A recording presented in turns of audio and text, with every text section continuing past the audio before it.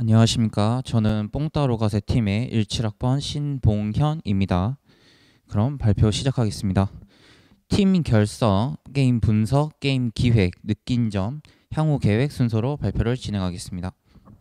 저희 팀은 모두 사업과 학생으로 이루어져 있습니다. 그래서 전부터 역사를 알리고 활용하는 방법에 대한 고민이 많았고, 특히 역사를 배우고 다 같이 이야기하는 재미를 다른 사람들과 공유하고 싶었습니다. 그러던 와중에 인문융합 창업팀을 계기로 각자 역할을 정해 팀을 구성하게 되었습니다. 네, 앞선 고민을 해결하기 위한 첫 번째 기획은 유튜브를 이용한 교육용 컨텐츠 제작이었습니다. 그러나 흥미로운 주제 선정 및 긴 자료 조사 기간, 그리고 제작 능력의 한계로 업로드 간격이 너무 늘어지게 되었고, 무엇보다 내용이 너무 지루한 점이 문제였습니다. 그러다 부자 만들기, 젠가, 트럼프 카드 등에 관심이 많았던 경험을 살리자는 생각이 들었고, 역사 교육의 이미지 전달과 재미를 모두 잡을 수 있는 보드게임 제작으로 노선을 바꾸게 되었습니다. 분석한 게임으로는 카탄, 시타델, 신들의 정원, 클루 등이 있습니다. 네. 이들 게임에서 플레이 방식, 카드 디자인, 게임 보드판, 칸 배치, 보너스 카드 종류 등을 참고하여 기획안을 작성했습니다. 제시된 게임 이외에도 부루마블, 다이아몬드 게임, 뱀과 사다리 게임 등에서 아이디어를 얻었습니다. 예를 들어 다이아몬드 게임에선 3인용 게임판 배치, 부루마블에선 보너스 카드 종류 등의 아이디어를 얻었습니다. 다음은 기획입니다. 첫 번째는 4만1통으로 상대방의 거점을 점령하는 목표의 보드게임입니다. 산맥과 한강선을 기준으로 세 구역으로 나뉘며 자신의 거점을 지정하고 보너스 카드를 이용해 상대방의 거점까지 자신의 말을 이동시키는 방식으로 진행됩니다.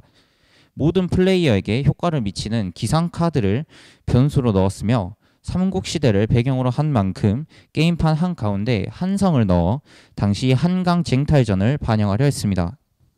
다음은 어전회의입니다. 어전회의는 승점을 10점 먼저 얻는 것이 목표인 다인용 카드게임입니다. 왕과 육조 판서 그리고 살수로 나뉜 8개의 직업을 순서대로 선택하는 방식으로 진행됩니다. 조선시대에 실제로 있었던 어전회의에서 차관에 살수라는 직업을 추가하여 궁궐뇌 권력 암투라는 스토리를 배경으로 설정했습니다. 매 차례마다 직업을 바꾸는 플레이 방식은 앞서 제시된 시타델이란 게임에서 착안했으며 배경에 어울리는 몇 가지 게임 요소를 더했습니다. 각 직업의 능력의 경우 실제 6조 판서의 역할에 빗대어 2조의 인사권은 직업 선택의 우선권으로, 호조의 징세는 공납 카드로 수익을 창출하는 방식을 이용했습니다. 또한 실제 역사적 사건을 카드로 만들어 신하들끼리의 대립, 왕권과 신권의 대립을 게임에 녹여내려 했습니다. 예를 들어 반역 진압의 카드 같은 경우 왕이 사용하면 신하들의 카드를 한 장씩 가져오는 효과가 있습니다. 어전회의에서 사용된 카드는 모두 5종류로 건물, 공납, 직업, 관혼상제, 사건 카드 등이 있습니다. 이 중에 건물 카드는 엽전을 이용해 등록하면 엽전의 개수만큼 점수를 얻을 수 있습니다.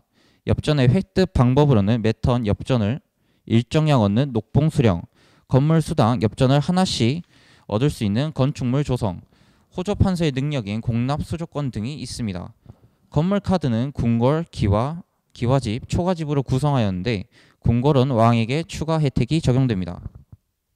왕 직업을 고르면 모든 궁궐 카드 하나당 엽전을 하나씩 받으며 자신의 궁궐의 경우 플러스 2원을 더 받습니다. 5대 궁궐의 경우 궁궐의 명칭과 건축에 필요한 비용, 그리고 해당 궁궐의 설명을 표기함으로써 게임의 재미와 내용을 모두 잡고자 했습니다. 다음은 공납 카드로 옥, 귤, 배, 쌀, 목재 등 실제로 조선 왕실에서 중요하게 쓰인 물품을 디자인했으며 각각 관련 일화를 수록했습니다. 공납 카드를 다 모을 시 추가 점수를 얻게 하는 식으로 다양한 전략이 가능하도록 구성했습니다.